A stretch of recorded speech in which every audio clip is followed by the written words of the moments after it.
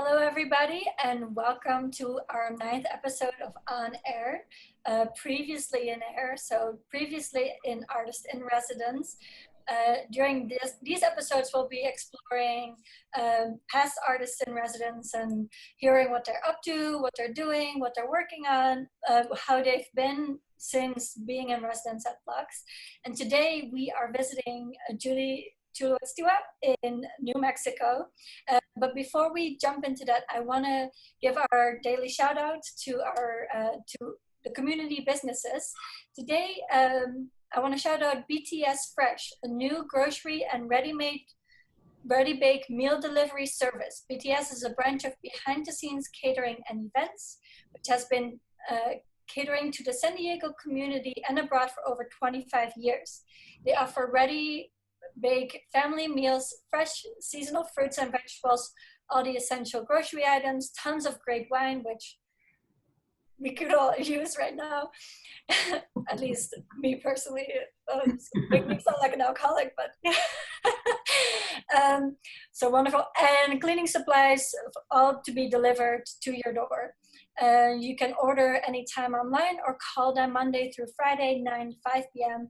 And I know that a lot of people in the older communities are really struggling with both the technology that we have, as well as being able to leave the houses. So please pass along the phone number that Victor is sharing in our group chat so that you can pass them along to older communities for them to make their grocery deliveries. I would now like to switch to Judy. I actually got the privilege of visiting Judy's studio January of last year with, last year, time flies, right? Yes, last year with Shannon Permenter, our other wonderful Lux staff. And we had such an amazing experience, Judy, to get to see where all of your amazing thoughts and work comes from, and getting to experience what you get to see every day and what inspires you. So I'm excited for everybody else to get the opportunity to see your studio, which is beautiful architecture as well. So I'm going to pass it over to you. That was fast. That's great. Hi, Husha. I'm delighted. I'm just delighted to be here. It's a joy. And to welcome you to my studio. But I want to start outside. Husha, that's great. So yesterday on Earth Day, this is what I saw from my house. And it was the most beautiful rainbow. It had been a clear day all day, and then towards evening, it clouded slightly. And this is what the Earth gave us. I'm very fortunate. I'm going to take you outside right now, almost from where I saw that, and let you see where my studio is situated. It's very windy today, but here, this will give you an idea. This is a bosque. In Spanish, it's basically a riparian way. There's a creek there, and these cottonwood trees have lived here for a long time. And this is my studio. My dog is standing. He thinks that he is the supervisor of everything here. When I enter my studio, it's like entering a sacred space. And part of the sacredness, this is a Dogon granary door that a friend who has done a great deal of work with the Dogon in Mali, in Africa. She's worked with a lot of women in Africa, giving grants to help women achieve things. And she brought me this door as a gift, and we decided that we would hang it. It's a granary door, and it was used to opening. Oops, there's the lizard who likes to live under it. I hope you can see him. So we open, it's like my studio itself. Here, let me get this. I'm sorry, but my studio itself feels like a granary to me. It's a place that I can enter and find deep nourishment, deep nurturing. So let's go in.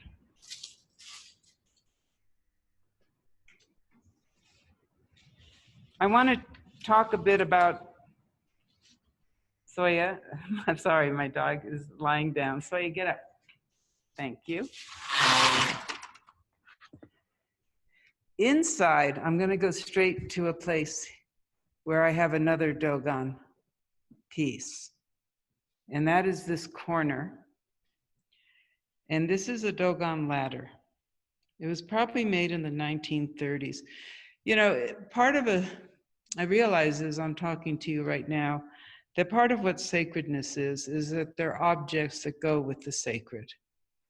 And my studio didn't feel, when I built it, when we had it built in 2005, it didn't have the sacredness that it has now after all these years of working in it. And the different objects help to create that. I mean, you have sacred objects. This ladder was a granary ladder, so it would have led to a door like the one you saw outside my studio. It was probably from the 1930s. My friend Tom Joyce, a great collector of African art by going to flea markets and other things, very knowledgeable. He's a remarkable steel worker. Works with, he's just incredible tradition of blacksmithing and artist as blacksmith. But Tom, I bought this from Tom a number of years ago, and it has graced my studio and brought grace to it. It's like a person with their arms upraised towards the heavens. Next to it is a typewriter from the 1930s also. So just as that is from the 1930s, so is this typewriter. And here you have an object that is deeply removed from what it was. In other words, the steel that makes this typewriter, you have no reference to the place it came from, to the tree, like this ladder, where you have a reference to the fact that it was a tree. And it's two very, very different ways of thinking. And because of that, I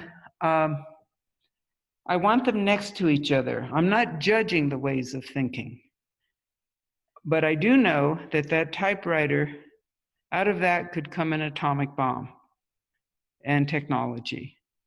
And there's a very, very different technology that could come out of this ladder. You can see where oil is left from feet having climbed it. So it's a very different relation to the human body and to the way that we think. So I want those two ends of a spectrum to constantly remind me of that. Near them are two of the pieces that I did while at Lux. And I don't know where they're going to lead, but I know that they belong with these two objects. So now what I'd like to do is, over the next half hour before we start asking questions, and please ask any questions that you would like. I want to show you a few different series that are underway. So here's the rainbow that was yesterday. Okay, one of the series I'm working on is a book. It's called, it will be approximately this size. It's called Frog Dreaming. I've worked on it for a number of years, and I'll let it sit for 2 years at a time, or 3 years, and then come back to it. You know, work is always so interwoven at layers of the unconscious, of the conscious, and the conscious that we are not even aware of.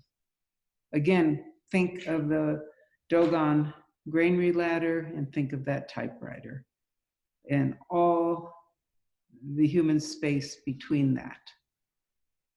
So this book is a book called Frog Dreaming. It's about a little frog who loves to dream and tell stories from his dreams. And it's a children's book written by Fern Green is the name of the author. She's a character in a novel that my husband and I are working on and that we've been working on for 10 years. The novel takes place in the 800s in the Southwest. A Hopi woman has a dream that begins a profound journey for her that ends up becoming Chaco Canyon. And it also takes place at the end of the last century, a modern part. And the protagonist in the contemporary part of the book, a young archaeologist, read Frog Dreaming when she was a child, and it helped her form her thinking about dream and story. Most archaeologists I know are wonderful storytellers. So in this book, written by a character who's only mentioned once, I decided that we wanted to create an entire world so that this character, Fern Green, I don't even describe her. She's described through her work. And her work, one of her books, is Frog Dreaming. So Frog loves to dream. And when I returned during this quiet period that we're in, I returned to Frog Dreaming and I started working with it again, and a rainbow entered it. And it entered it in so many different ways, like Frog is having a dream in this image that I made of riding on the rainbow snake. Now, I made a rainbow snake about, 30 years ago out of clay. And then it disappeared, and here it's reappeared. And I love that about being an artist, the way life weaves you rather than you weaving it, even if you think you are the weaver. Here's the frog, here's the rainbow snake again, and then Frog is telling a story about a frog who dreams, and he's telling the story to his friend Lizard. And so this is the sleeping frog dreaming. In the next image, this is an image of the frog becoming the rainbow in its clothing, and that's the storyteller who enters the dream that the frog is telling. There she is again. I'm just showing you a few excerpts. There she is again with the rainbow defining it. And Frog is swimming because Frog has a job to do in this dream. He has to give Death a heart. And I won't tell you what happens when he does give Death a heart, but it's pretty magical. The rainbow only entered this story in the last month and a half, the last couple of months, during this time of COVID. And there was no rainbow in this story before that. And part of why it entered it, I think, is because my younger brother, who would have been 77 on Saturday, died last year. He died the last day that I was at Lux Foundation, Lux Art Institute. I took a wonderful walk along the ocean when I learned the news. He'd been sick a long time. And somehow his spirit, this incredible spirit that my younger brother had, has become a rainbow, a magical, magical rainbow that now informs this book about a little frog having to give Death a heart. So I wanted you to see, these come out of paintings that I did back in 1990. My work takes many, many forms, and I don't try to make it look like itself. I figured that's not my job. Whatever comes to me, I will work with. So these were original paintings from 1990, and then with the advent of Photoshop, I took a semester class, and now I'm able to work with those paintings in a different way. So one of the themes that runs through my work is death, that companion that's always with us. And of course, life itself, because that's how we're born, we live, and we die, and others are born. So it's about life as well as death. So let's move around my studio now. Here's a view of my actual studio. I have a section here and some pieces related to those that I showed at Lux in the Dream Life of Objects when I was working with these little spooned powders. On my table are some of the objects that I made while at Lux. I still don't know what I am going to do with these. I have bought a raku kiln to continue doing the raku work that I learned to do there. But I still don't know how they're going to speak to the glass. I can't see it yet. They'll have to tell me. Let me give you an overview of my studio. I'm very, very fortunate. I have a lot of wall space.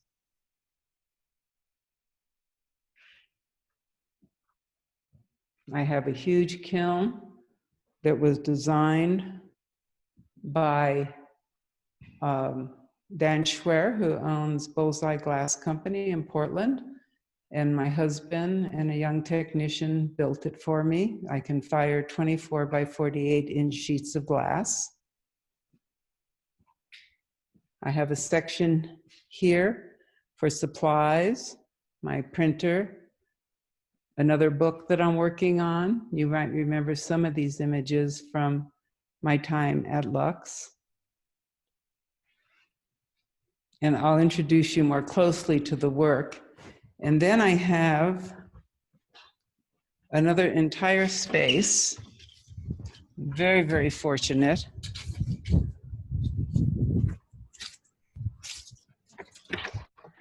where I can store work and materials and stretch and build canvases. I feel most fortunate as an artist. That was built last year. And this is my kiln where I'll be doing the raku firing. So let's go inside now and we'll talk about the work itself.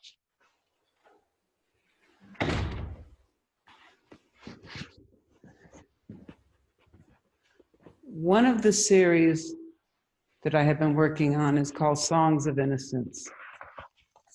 And this is one of the dresses from that series, or two of the dresses. This one is glass. This is fiber. And this series is based on an experience that I had in New York City in 2017 with a homeless man. But it actually, and I won't go into it all right now, but it actually started in 1993 with a Salvation Army Santa. I can show you quickly one of, let me see, there he is. There's one of the paintings from the Salvation Army Santa series. It's called Prisoner Song. But in this case, I was walking down 8th Avenue after a residency at the Corning Museum of Glass for 5 weeks, you know, having been cradled by life. And I heard a baby crying. It was very cold and very, very windy. It was March, early March. And I don't know if you know New York, you know how windy it can be in those canyons that are created by the buildings. And I heard a baby crying. And I went over, I saw this beautiful, beautiful carriage and a very well-dressed older mother sort of fussing with a blanket. And the baby had a little cap on. And I went over and I said, "Can I help you?" And she said, "No, thank you." And at that moment, a man walked onto the sidewalk from the street, from the traffic, with a huge bag over his shoulder with his belongings. And it was obvious that he slept on the street that night. And it took me back to the Santa, but it was the Salvation Army Santa. I was very struck, and the man walked in a really labored way. I mean, his bones were cold. So he started up the avenue And he got quite a few steps away, and then he turned around and he started looking at the carriage. And the baby was screaming and screaming. And he started walking towards the carriage. A young man with a headset on, and I'm not used to that in New York. When I visit New York, it's about people talking to people, but unfortunately the iPhone's taken over. Came whisking by me. It almost hit my shoulder. I was in such a rush. And he slammed into this older man, bent over like this. And he didn't even apologize. He just looked at him like, what are you doing in my way? So I'm standing there, I see that happen. I'm looking at the mother as the old man keeps walking towards the carriage, and she has a frightened look on her face. And I think, it's funny how fast you think in those situations. I think, okay, I've got to diffuse whatever the heck's going on here, but I am not going to sacrifice him. He's been sacrificed too many lives, too many times in this life. So as he got close to me, the mother had this really worried look, like somehow he wanted the carriage, which I didn't think at all, but that was the look in her face of fear. As he got closer, I put my hand very, very gently against his shoulder, just so gently. And I looked in his eyes, we looked at each other, and I said, you really love babies. And at that moment, he looked at the carriage, and the baby was just screaming at the top of its lungs. And he said, I love their purity. And my legs went weak. And he turned around, and off he went, wherever he was going to go that day. I looked at the mother. She hadn't heard it. She was too scared. We don't hear things when we're too scared. I continued on with my day. I took the Greyhound the next day down to Philadelphia, spent a week with a dear friend who was dying, a friend since we were 21 years old, and then flew home to New Mexico. And the night I was home, I had a dream of a baby in a christening gown, and that's where this series started. So I bought a simplicity pattern of a christening gown, and I ended up falling in love with the undergarment, that simple, simple form underneath the christening gown. And each one of these is a play on that form. And I am still in the midst of this series. It is not complete.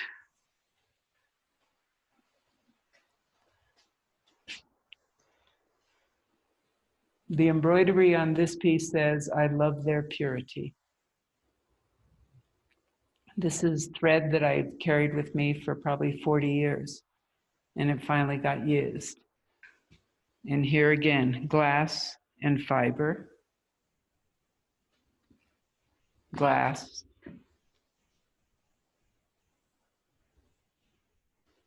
each of these is 30 by 20 inches.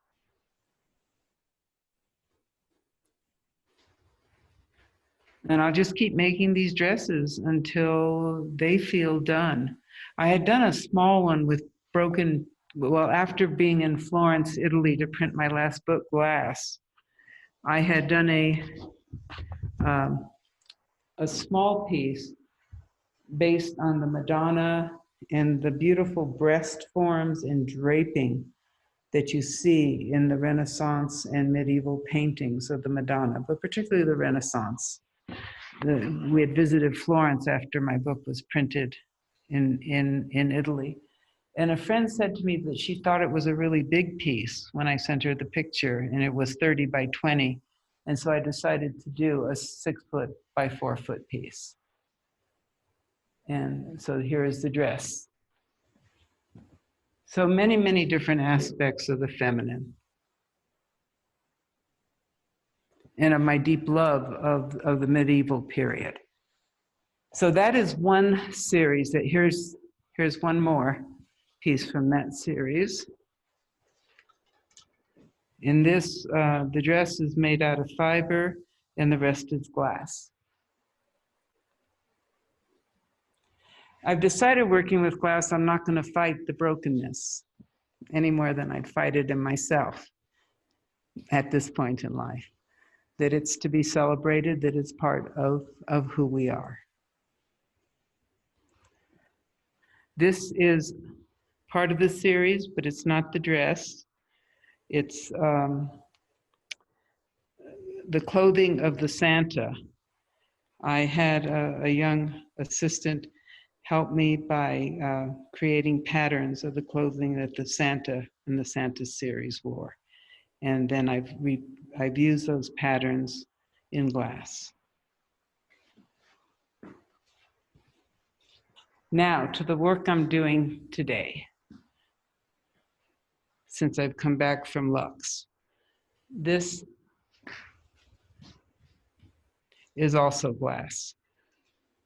But instead of simply taking a spoon, here, maybe I can quickly show you how I actually do this.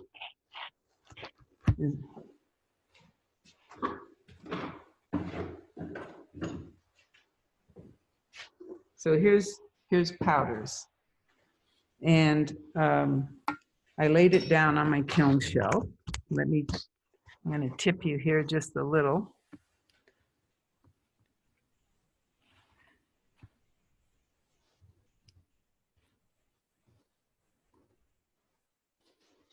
I'm just moving the powder around with my finger, with my knuckles.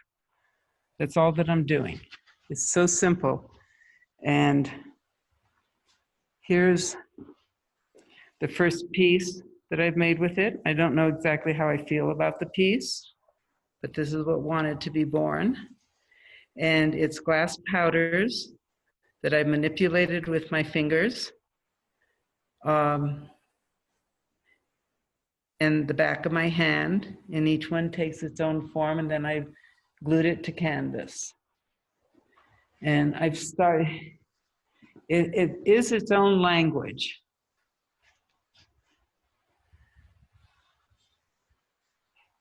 You can get a better sense of them against the white. So I'm curious to see where this language wants to lead. I have a commission for a piece, and I've just started it with only the white against the black. And I realized that I had to start building it up, standing some of them out and putting them over each other. That different shapes, different colors want different responses. So that gives you a sense of the new series that I've started. These are the pieces waiting that I have fired so far. And then, as you can see, I work on a number of series at one time. I learned a long time ago, back in 1993, I was working on a series called Chaco. And I worked on 10 paintings that starting each one. I started each one, one day I started one, the next day I started the second, then the third, up to the 10th. And then I would hang them next to each other in different order and paint them. I would do all kinds of things on that series. And I learned from it that if I didn't know what to do next, I should just leave one of the pieces alone. Just let it wait instead of trying to force an idea. That was an important thing for an artist to learn. And fortunately I did. And I think part of why I can work on a number of series at once, including the book, Frog Dreaming, as well as these new pieces, as well as the Songs of Innocence, the series of dresses, or christening gowns,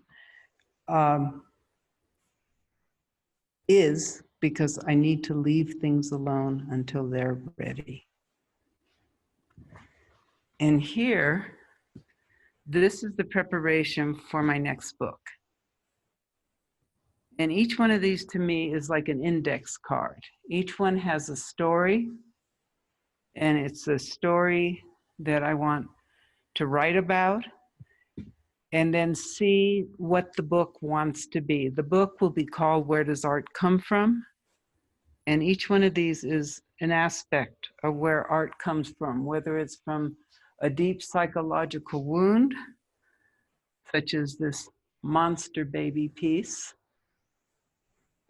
whether it's from a book like Finnegan's Wake, from an author that I read in college, James Joyce. This is a Reader's Digested version of Finnegan's Wake. Any of you who know Finnegan's Wake will understand the joke behind that. Whether it's from the word epiphany, or a basket that I once made. So these are where, for me, art comes from. One of the places it comes from is other artists. And this is an artist. I have no idea who the artist was. This is about 5,000 years old. It's at the Metropolitan Museum of Art, and every time that I go there, I make sure that I visit this. It's 7 inches tall. It's from Susa in the Middle East, that poor land that is so plagued by battle. So that gives you a sense of my studio and where I work. And it's a joy to work here. Thank you so much, Judy, for sharing your stories. I mean, for me personally, when I get to listen to your stories, I feel like I'm healing in a lot of different ways, that a lot of things that I don't often have words for or thoughts of. I think you phrased them so beautifully. And one of the things that I was thinking about while you were talking was, well, thank you for sharing the story about your brother and the rainbow. And I think it shows so strongly how important creativity and creation are in order to heal and to cope. And I think a lot of people are finding that out right now during this time. Everybody's making time to be creative, to find those outlets. So I think, yeah, thank you for sharing. Thank you. Thank you, Husha. It was so great being at Lux and being able just to explore so open-endedly for an entire month with clay, a material that I hadn't worked with before. And now I just thank you for that gift, and for the gift of what a wonderful staff you have there, how open-hearted people are. Yeah, agreed, amazing team. I have a couple questions for you, but I also want to encourage people to leave their questions in the Q&A if you have anything for Judy. My first question, while you were talking, and we all love watching your hands, it's so expressive, so there's so much storytelling happening in just your hands, and we saw that in your exhibition at Lux.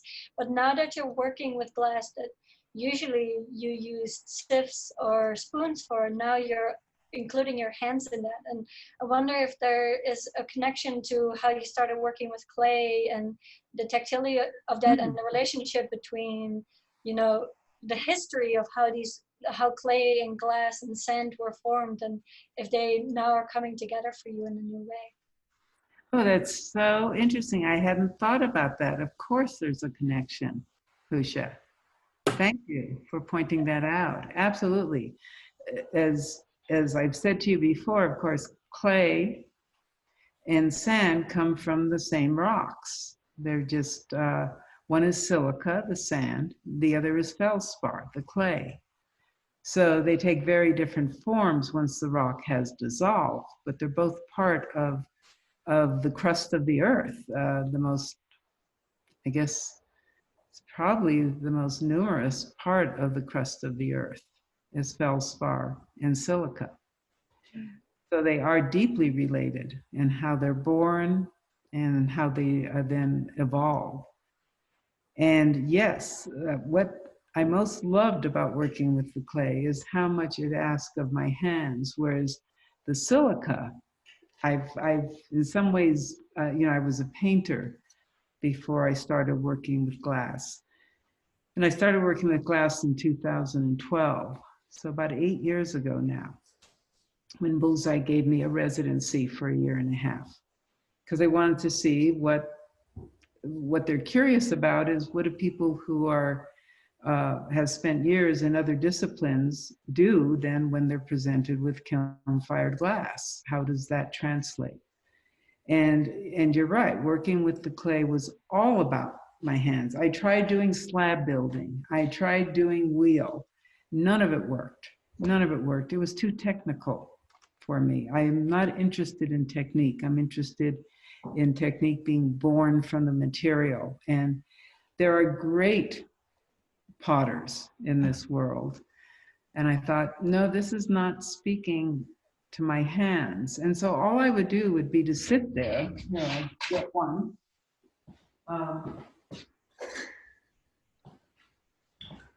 And make the clay really thin, and then shape it in very, very simple ways, really simple. But it was all about the touching, all about the touching.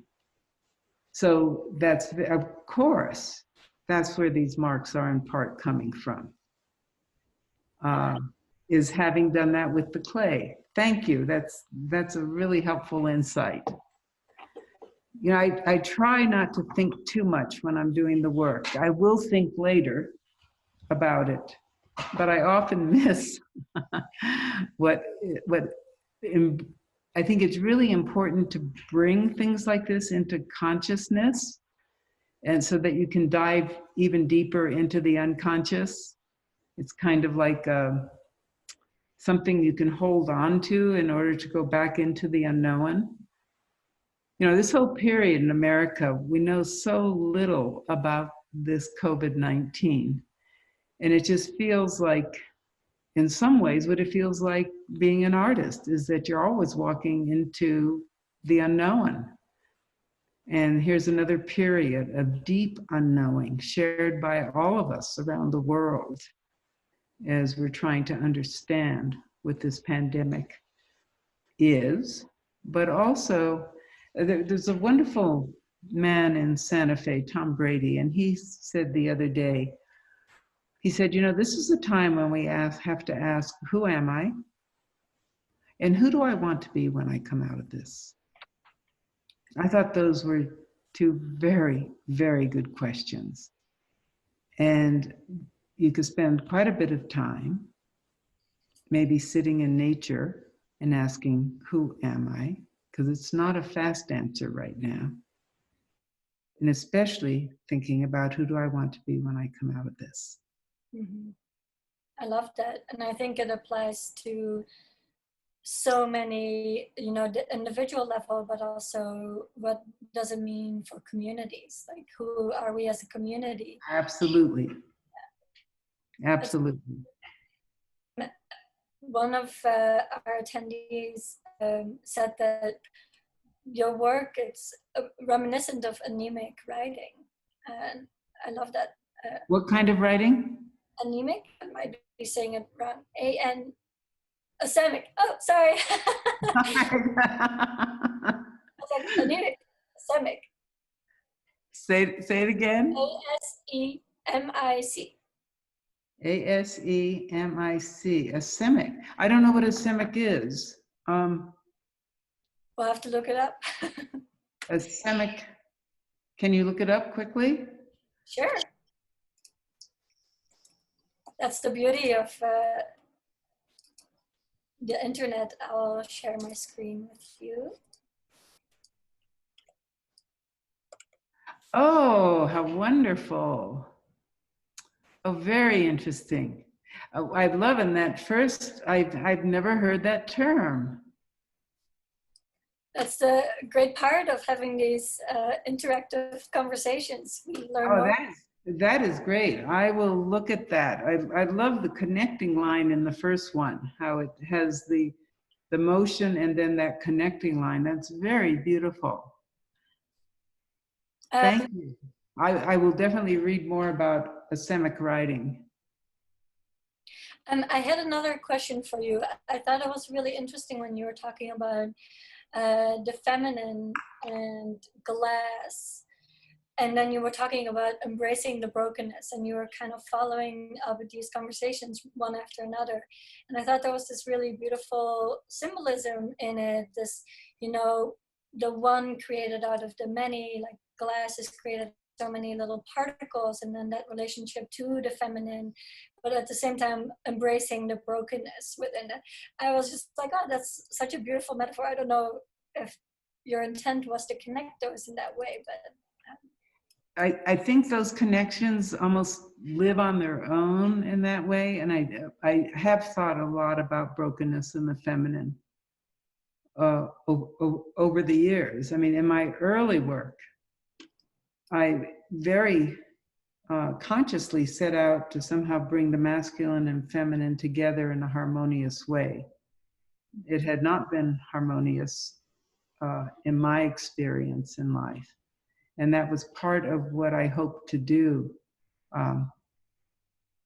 in my work, is to bring that together in a harmonious way. And I think it has happened. yeah, that's beautiful. I don't have any more questions, but is there any last words that you want to share with us, Judy, before we conclude? No, thank you for this opportunity. And it's lovely sharing my studio.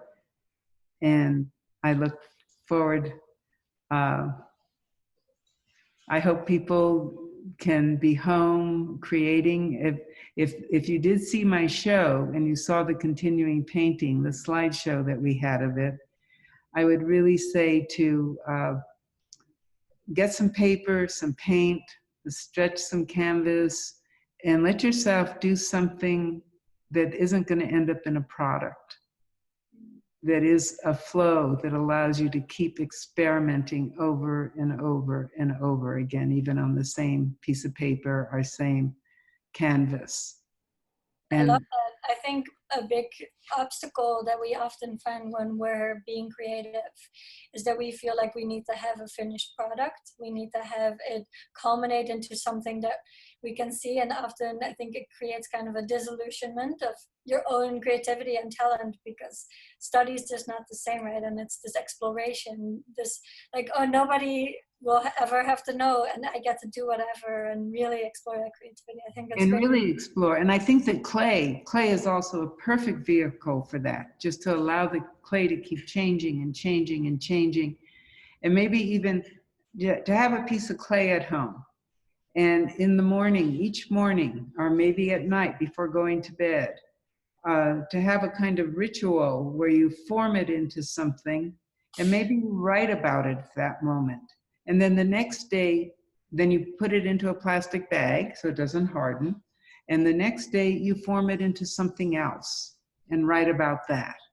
And it'd be an incredible way to create a diary for this period, is to let your hands be with the clay and see what it wants to become, and be able to then write whatever thoughts come from that.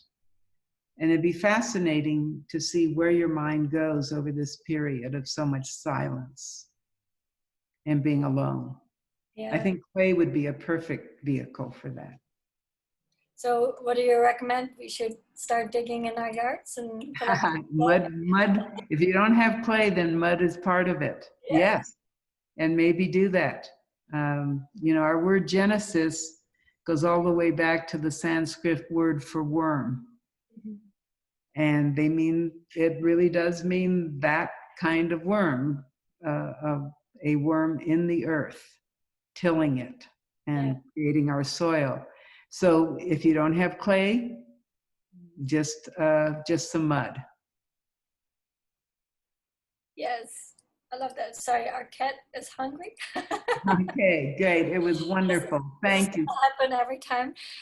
Judy, thank you so much. Honestly, it's always so amazing to get to hear your stories, and for me personally, it brings a lot of calmness to my brain just to get to hear you talk. So thank you so much for sharing, and your studio. It's been absolutely wonderful to get to see that again, and I look forward to visiting again. I look forward to it too. You and Keith. I love it. Thank you. Have a wonderful day, everybody. And Judy, you as well. Thank each of you for attending. Thank you. Bye, everybody.